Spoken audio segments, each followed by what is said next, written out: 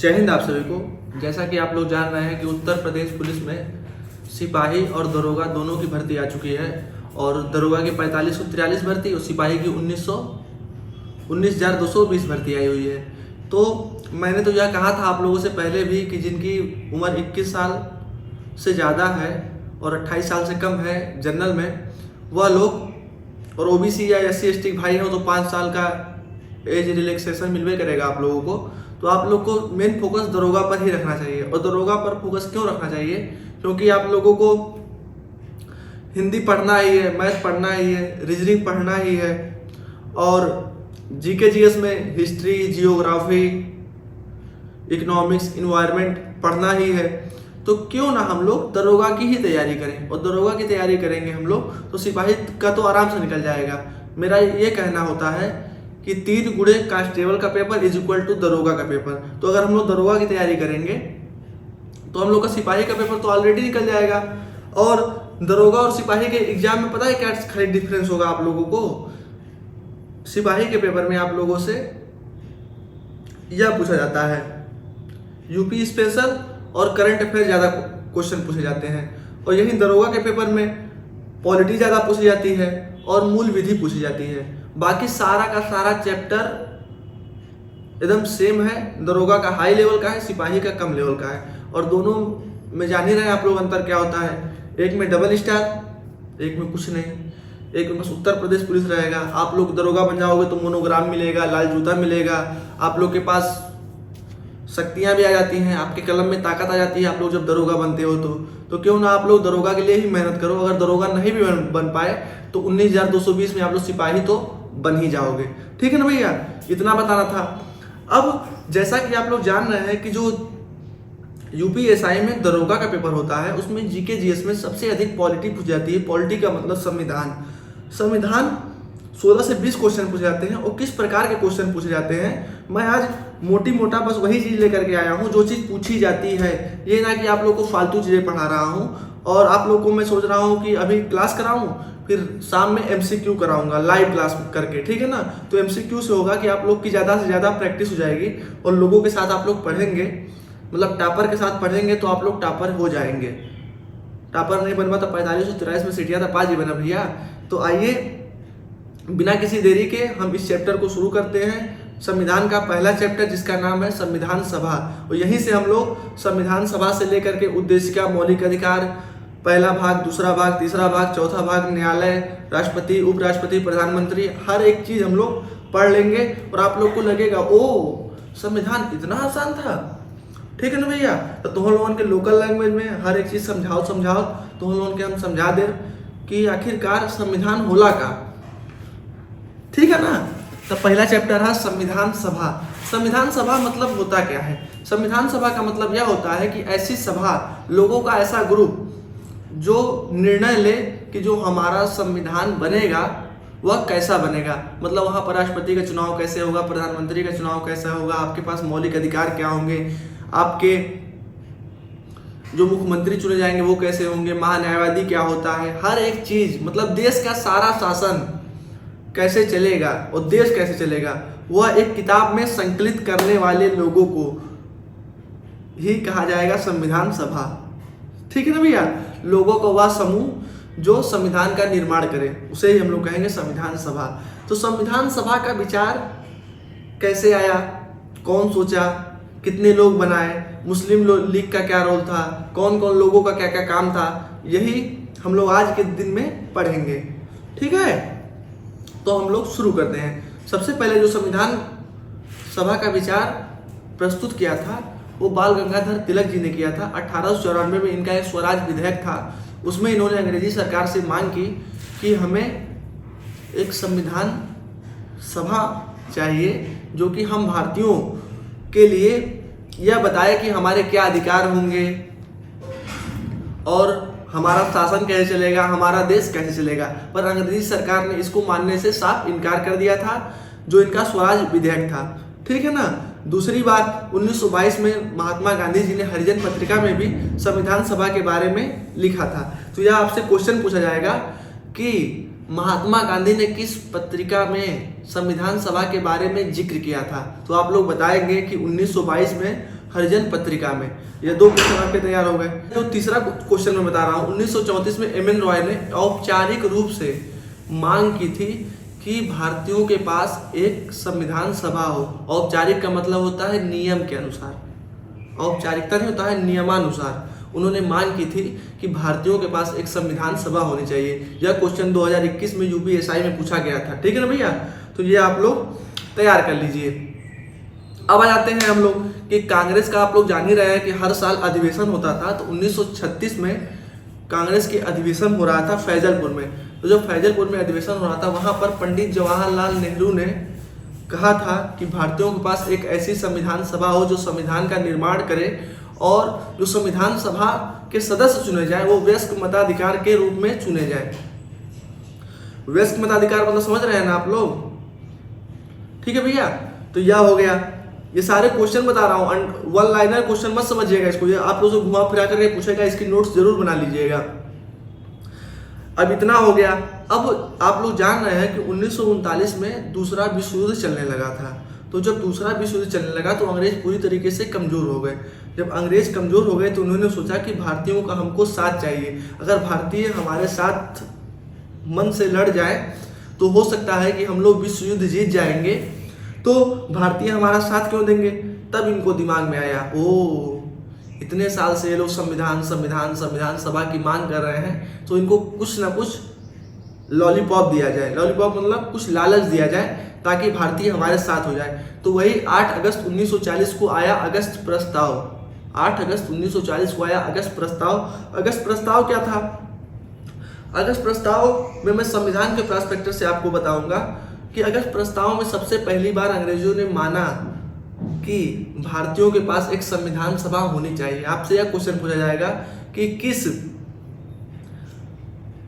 प्रस्ताव में या फिर कब अंग्रेजों ने पहली बार माना कि भारतीयों के पास एक संविधान सभा होनी चाहिए।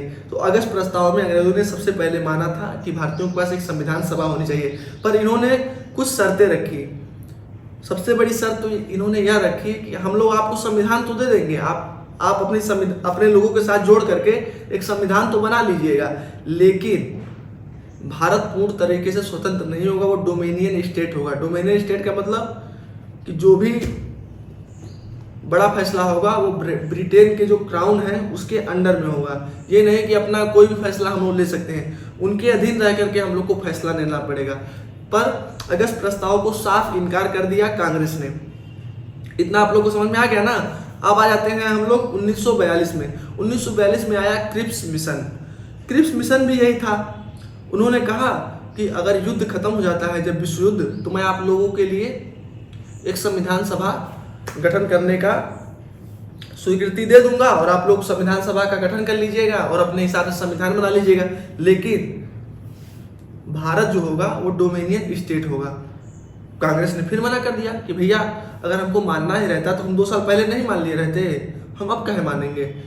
पर इस बार मुस्लिम लीग ने भी मना कर दिया, क्योंकि मुस्लिम लीग को तो भैया अलग से अपना दिमाग लगाई बैठी थी। जिन्ना साहब थे ही वो यह दिमाग लगाए थे कि ओ डोमिनियन स्टेट हो जाएगा तो हम पाकिस्तान हमारा कैसे बनेगा, और पाकिस्तान नहीं बनेगा तो फिर हम वहाँ के वजीर आला कैसे बनेंगे। तो दोनों लोगों ने मिल करके मना कर दिया। ठीक है। 1945 में क्या होता है? 1945 में जान ही रहे हैं आप लोग कि विश्व युद्ध खत्म हो जाएगा। तो अंग्रेजों ने कहा कि जैसा हम लोगों ने क्रिप्स मिशन में कहा था कि आप लोग के लिए संविधान सभा बनाएंगे, तो उन्होंने 1946 में कैबिनेट मिशन भेजा। ठीक है ना भैया। कैबिनेट मिशन में 3 लोग आए, उनका क्या नाम था ये आप लोग बताइएगा, ठीक है ना। और आप लोग को मैं बता दे रहा हूँ, क्रिप्स मिशन का जो मांगे थी डोमिनियन स्टेट वाली, इस बार जो था अंग्रेजों ने कहा कि ठीक है हम आप लोग को स्वतंत्र कर देंगे, आप लोग अपना स्वतंत्र देश बनाना। तो कांग्रेस इस बात पर राजी हो गई, पर मुस्लिम लीग राजी नहीं हो रही थी। मुस्लिम लीग कही ओ भारत तो अपना बना लोगे और हमारा पाकिस्तान। तो भाई अंग्रेज चौंक गए कि ये तो अलग देश मांग रहा है। कांग्रेस भी नहीं चाहती थी कि भारत का बंटवारा हो। तो कांग्रेस ने मुस्लिम लीग को लालच दी और जिन्ना साहब को कहा कि भारत को स्वतंत्र हो जाने दीजिए, अगर कल को चुनाव होता है तो आप भी तो बन सकते हैं वजीर आला, मतलब आप भी तो प्रधानमंत्री बन सकते हैं। तो कैसे कैसे करके मान मनौवल हुआ और 1946 में संविधान सभा के गठन होने की बात को मान लिया गया। अब इतना तो आप लोग को घटनाएं समझ में आ गई है, और ये सब सारी चीज़ें आप लोगों से यूपीएसआई में पूछा जाएगा क्रॉस क्वेश्चन करके। अब मैं आप लोग को आ जाता हूँ कि जो संविधान सभा में सदस्य थे उनका चुनाव कैसे हुआ।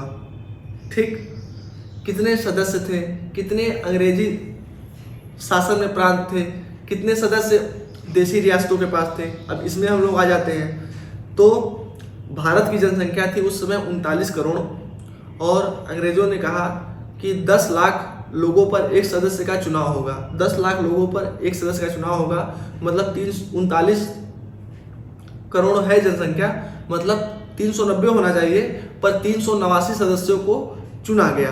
389 सदस्यों को चुना गया। ठीक है, तो 389 सदस्य कहाँ कहाँ से आए? 93 सदस्य देसी रियासतों से आएंगे, और जो बाकी के बचे 296 सदस्य वो अंग्रेजों के जो प्रांत कब्जे में थे वहां से आएंगे। अंग्रेज पता है कैसे शासन करते थे? कुछ प्रांत ऐसे थे जो अंग्रेज मतलब पूरा का पूरा शासन किए हुए थे, और कुछ जगह ऐसी थी जहाँ के राजाओं को उन्होंने कहा तुम शासन करो पर तुम्हें सेना रखने का अधिकार नहीं होगा, और जो विदेशी मामले होंगे उसमें हम हस्तक्षेप करेंगे, बस तुम जो आंतरिक मामला तुम्हारा है बस तुम उसके राजा हो, बाहरी वाला निर्णय तुम नहीं लोगे, और हमको कुछ ना कुछ उसके बदले तुम पैसा दोगे क्योंकि हम तुम्हारी रक्षा करेंगे। तो राजा मान गए थे। ये बात आप लोग को आई होप क्लियर हो गई होगी। तो 296 सदस्य जो थे वो अंग्रेजी हुकूमत के थे, और जो 93 थे वो देसी रियासतों के थे। अब इनका चुनाव हो गया। इतनी बात आप लोग को आई होप समझ में आ गई होगी, और आप लोग नोट्स बना रहे होंगे क्योंकि भैया यूपीएसआई का है। ऐसे अगर आप लोग को मैं छोटा छोटा चीज़ बताना होगा तो मैं बता देता, पर मैं लंबा वीडियो बता रहा हूँ कि आप लोग इसको समझते हुए चलेंगे कि कैसे मैंने पढ़ाई की थी। ठीक है भैया, मैंने अपना देखिए सारा का सारा नोट कर लिया था। अब आप लोगों से यह क्वेश्चन पूछा जाएगा कि जो सदस्य थे संविधान सभा में उनका चुनाव कैसे हुआ। हर आदमी तो वोट डालने जाएगा नहीं, हर आदमी तो वोट डालने जाएगा नहीं। तो जो अंग्रेजी शासन के प्रांत थे 296, वहां पर अप्रत्यक्ष चुनाव हुआ, अप्रत्यक्ष रूप से सदस्यों को चुना गया। ठीक है, पर जो 93 देसी रियासतों के राजा थे उनको राजाओं को अधिकार दिया गया कि वो अपनी रियासत से सदस्यों को भेज सकते हैं। उनका चुनाव नहीं हुआ, वो राजा की मर्जी पर था। ये राजा लोग कैसे संविधान बनने देंगे? यह लोग तो भाई मलाई काट ही रहे थे, राजा थे। संविधान बन जाएगा तो इनके सारे अधिकार चले जाएंगे ना। पर शुरुआत में इन्होंने कोई सदस्य नहीं भेजा, बाद में मान मनौवल हुआ, समझाया गया तो सब लोगों ने अपना सदस्य भेजा। सिर्फ हैदराबाद जो थी वह अपने सदस्यों को कभी नहीं भेजी। ठीक है भैया, इतना समझ में आ गया ना। ये सारे क्वेश्चन आपसे बनेंगे कि किस रियासत ने अपने सदस्यों को कभी नहीं भेजा संविधान सभा में, तो वो हैदराबाद थी। आई होप इतना क्लियर हो गया। अब हो गया भैया चुनाव। चुनाव में क्या निर्णय आया? चुनाव का निर्णय यह आया कि 208 सदस्य कांग्रेस के चुने गए, 73 मुस्लिम लीग के चुने गए, और 15 चुने गए अन्य। जैसे पार्टी से इतर भी तो कोई लड़ता है, तो पार्टी से इतर भी 15 लोग जीत गए। अब क्या हुआ? 73 जब मुस्लिम लीग पाई सीट तो कही अरे हम लोग 73 पाए हैं, कांग्रेस 208 पाई है, अगर भविष्य में भी कभी सरकार बनेगी तो कांग्रेस की ही बनेगी, क्योंकि लोकतंत्र का मतलब जिसके पास बहुमत उसकी सरकार। तो मुस्लिम लीग ने कहा कि हमको अब हिस्सा ही नहीं लेना है संविधान सभा में, अब हमको चाहिए अलग देश। जिन्ना ने यह कहना शुरू कर दिया और हो गया बवाल। तो 16 अगस्त 1946 को दंगा पूरा भड़का। उस दिन कहा जाता है प्रत्यक्ष कार्रवाई दिवस। पूरा दंगा होने लगा देश में। मुस्लिम लीग ने करना शुरू कर दिया, कहा कि हमको अगर नया देश नहीं मिलेगा तो भाई इसी तरह उत्पात मचेगा। ठीक है, तो 16 अगस्त 1946 को मनाया गया प्रत्यक्ष कार्रवाई दिवस। यह भी आपसे क्वेश्चन पूछा जाएगा। कौन मनाए थे? मुस्लिम लीग, क्योंकि ये लोग सोचे कि हमारी सरकार अब नहीं बनेगी। इतनी बात समझ में आ गई ना आप लोगों को। अब आगे बढ़ते हैं हम लोग। इस चुनाव में 15 महिलाएं भी चुनी गई। कौन कौन महिलाएं चुनी गई ये आप लोग को दिमाग में रखना है। पूछा जाता है कि कौन सी महिला इसमें से संविधान सभा की सदस्य थी, संविधान सभा की सदस्य नहीं थी, या क्वेश्चन 2019 के कांस्टेबल में भी पूछा गया था। तो ये सब सारी चीज़ें आप लोग पढ़ लीजिएगा और ये एक क्लास से आपका संविधान सभा का सारे डाउट क्लियर हो जाएंगे। तो भैया जब पहली बैठक हुई संविधान सभा की, अब देखिए चुनाव हो गया है, सब कुछ हो गया है, सब कुछ रेडी हो गया है, तो संविधान सभा की पहली बैठक 9 दिसंबर 1946 को हुई थी। ठीक है ना भैया। तो जो 9 दिसंबर 1946 को हुई थी, तो उस समय संविधान सभा का कोई अध्यक्ष नहीं चुना गया था। तो संविधान सभा का जब अध्यक्ष नहीं चुना गया था, तो फ्रांस में क्या होता है ना, जो सबसे बुजुर्ग होता है उसी को वहाँ का अध्यक्ष बना दिया जाता है। तो डॉक्टर सच्चिदानंद सिन्हा जी को वहाँ का अध्यक्ष बना दिया गया था। कहाँ का? संविधान सभा का। ठीक है। तो संविधान सभा की पहली बैठक हो गई 9 दिसंबर 1946 को। अब 2 दिन बाद 11 दिसंबर 1946 को फिर से बैठक हुई। इस बार जो संविधान सभा का अध्यक्ष होगा उसका चुनाव किया जाना था। तो चुनाव होने के बाद डॉक्टर राजेंद्र प्रसाद बहुमत से जीत गए और उनको संविधान सभा का अध्यक्ष बना दिया गया। तो संविधान सभा के अस्थायी सदस्य डॉक्टर सच्चिदानंद सिन्हा थे, अस्थायी सदस्य डॉक्टर राजेंद्र प्रसाद थे। 11 दिसंबर 1946 को यह बने थे। ठीक है ना भैया। अब हुई तीसरी बैठक। तीसरी बैठक जब हुई थी 13 दिसंबर 1946 को, यहाँ पर पंडित जवाहरलाल नेहरू ने एक प्रस्ताव पेश किया। उसका नाम था उद्देश्य प्रस्ताव। ठीक है भैया। उद्देश्य प्रस्ताव था, जो आप प्रस्तावना पढ़ते हैं ना हम भारत के लोग, यही प्रस्ताव था। तो 13 दिसंबर 1946 को इन्होंने पेश किया और 22 जनवरी 1947 को यह पास हुआ। क्यों पास हुआ? क्योंकि कांग्रेस जो थी वह इंतजार कर रही थी कि मुस्लिम लीग आकर के संविधान सभा में हिस्सा लेगी और इसके बारे में अपना विचार व्यक्त करेगी। पर मुस्लिम लीग तो भाई अलग देश की मांग कर रही थी, वो कैसे आ जाती। तो उन्होंने संविधान सभा में भाग नहीं लिया और 22 जनवरी 1947 को उद्देश्य प्रस्ताव पास हुआ। तो यह पूछा जाता है कि जो संविधान का उद्देशिका है वह कब पास हुई? 22 जनवरी 1947 को। ठीक है। कब पेश किया गया? किसके द्वारा पेश किया गया? 13 दिसंबर 1946 को पंडित जवाहरलाल नेहरू को। जब मुस्लिम लीग भाग नहीं ली थी ना, तो पहली बैठक में पूछता है कि कितने सदस्यों ने हिस्सा लिया। तो 207 सदस्यों ने पहली बैठक में हिस्सा लिया था। इतना आई होप आप लोग को क्लियर हो गया होगा, जिसमें से 9 महिलाएं भी थी। 207 सदस्यों में से 9 महिलाएं थी, बाकी सब पुरुष थे। अब आ जाते हैं हम लोग संविधान का निर्माण कैसे होगा। संविधान का निर्माण कैसे होगा, कौन कौन क्या क्या कार्य करेगा। तो एक मोस्ट इंटरेस्टिंग चीज बताऊं, जो संविधान सभा थी, जब तक वो संविधान बनाती थी तब तक वो तो संविधान वाला काम करती थी। पर जब जो देश के मुद्दे पर निर्णय लेना रहता था तो भाई संसद लेती है। तो वही संविधान सभा संसद का भी काम करती थी। तो संविधान सभा के जो अध्यक्ष थे वो डॉक्टर राजेंद्र प्रसाद थे। पर जब ये देश का कानून बनाना रहता था इसको, तो यह संसद थी, तो उसके जो अध्यक्ष थे वो जीबी मावलंकर थे। तो आप लोग से पूछा जाता है कि देश की जब संसद पहली बार गठित हुई तो उसके पहले अध्यक्ष कौन थे? तो जीबी मावलंकर। संविधान सभा के कौन अध्यक्ष थे? तो doctor Rajendra Prasad. I hope आप लोग को इतना क्लियर हो गया होगा। तो जब संविधान का निर्माण हो रहा है तो कौन कौन क्या क्या काम करेगा, उसके हिस्से में कौन सी जिम्मेदारी आएंगी, उसके लिए कुछ समितियां बनाई गई थी। तो कितनी समितियां बनाई गई थी यह मैं आप लोग को बता रहा हूँ। जान रहे हैं कि संविधान सभा का गठन भी हो चुका है, सदस्य भी बन चुके हैं संविधान सभा में। पर अब जो संविधान बनेगा उसमें कौन सा व्यक्ति कौन सा कार्य करेगा, इसका निर्णय कैसे होगा।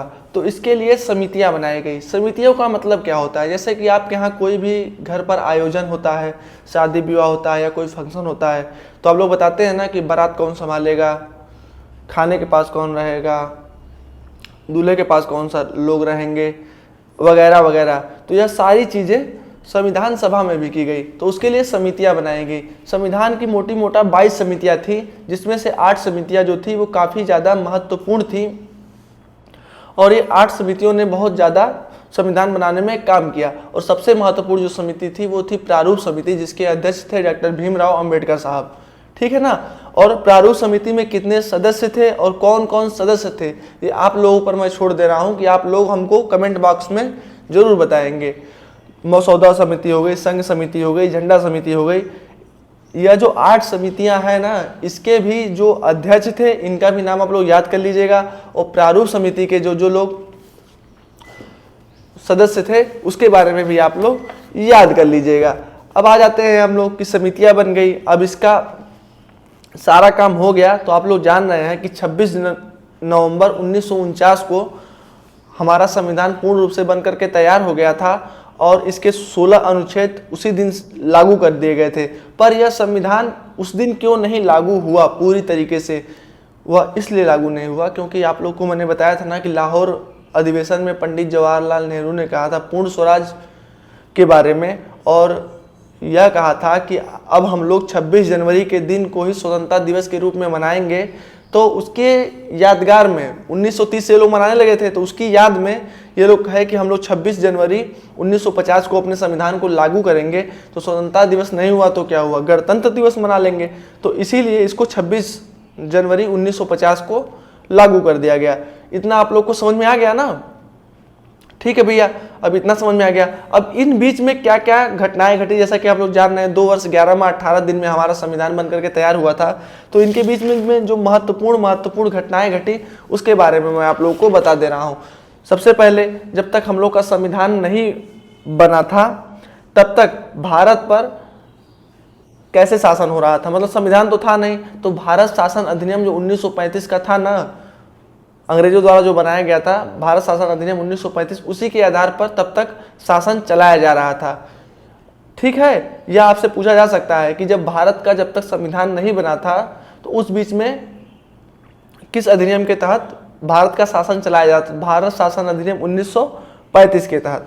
ठीक है भैया, यह हो गया। अब मैं कुछ महत्वपूर्ण आप लोग को बात बता दे रहा हूँ जो कि मैं नोट किया हुआ हूँ। 22 जुलाई 1947 को हमारा राष्ट्रध्वज अपनाया गया। 24 जनवरी 1950 को राष्ट्रगान अपनाया गया। 24 जनवरी 1950 को हमारे राष्ट्रपति जो कि संविधान सभा के डॉक्टर राजेंद्र प्रसाद थे, उनको बना दिया गया। संविधान को अपने हाथ से लिख करके किसने तैयार किया? तो प्रेम बिहारी रायजादा जी ने लिखकर तैयार किया था। तो यह इतना था संविधान सभा। और मैं बता दूं, जो मैंने बताया ना कि संसद का भी काम करती थी संविधान सभा और संविधान सभा का, तो उसमें मंत्रिमंडल भी बनाए गए थे। तो 15 मंत्रिमंडल लोगों का मंत्रिमंडल था। उसमें कौन कौन से लोग कौन कौन मंत्री थे यह भी आप लोग याद कर लीजिएगा। बस इतना ही था। यह आप लोग का एक चैप्टर कंप्लीट हो गया।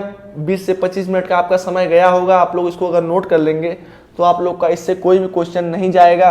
और कुछ महत्वपूर्ण कोट्स हैं जो बाबा साहब अम्बेडकर जी ने कहा था, एम.एन. रॉय ने कहा था, बी.एन. राव ने कहा था। तो इन लोग के कोट्स को भी आप लोग याद कर लीजिएगा। कोट्स देकर भी क्वेश्चन पूछता है। प्रीवियस ईयर का आप लोग क्वेश्चन जरूर देख लीजिएगा। ठीक है ना भैया? अगर आप लोग इस वीडियो पर प्यार देंगे तो मैं सीरीज बढ़ाऊंगा।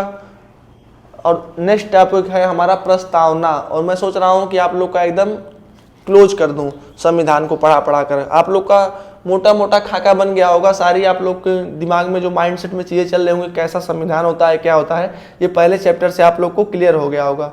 आप लोग बताइएगा वीडियो कैसा लगा और जो क्वेश्चन दिया वो आप लोग किए कि नहीं किए। जय हिंद, जय भारत।